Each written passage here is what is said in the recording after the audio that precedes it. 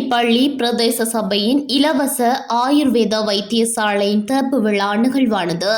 இன்றைய தினம் 13ஆம் தேதி காலை 10:30 மணியளவில் கௌரவ தவிசாளர் திரு எஸ் சுரேன் அவர்களின் தலைமையில் சிறப்பாக நடைபெற்றது.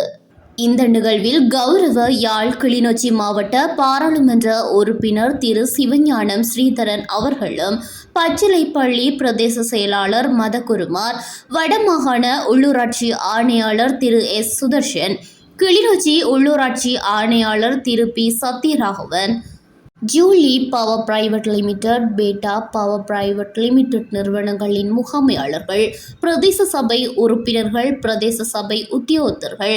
ஆயுர்வேத வைத்தியர்கள், பிரதேச செயலக உத்தியோகத்தர்கள், பொதுமக்கள் என்போர் கலந்து கொண்டு நிகழ்வை சிறப்பித்தனர்.